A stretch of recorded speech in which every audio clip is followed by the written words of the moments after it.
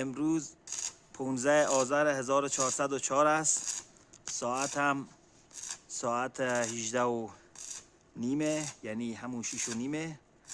بعد آقای خسروی و آقای سالارمند دارن جوشکاری میکنن، خیلی زحمت میکشن تو این وقت شب.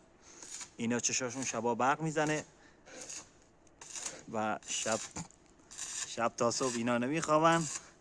بله، اینم آقای خسروی است و اینم شب است. نگاه کنید.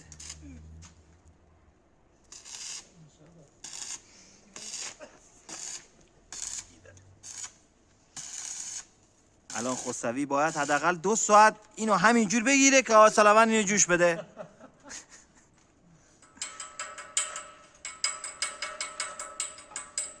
آقای خسروی شما چه کاره اید؟ این آقا هم گچکاره، هم کاشیکاره، هم جوشکاره، هم بنا، هم معامله گوسفند میکنه، هم معامله اسب میکنه، هم معامله تفنگ میکنه، هم سپاهیه، هم بسیجیه.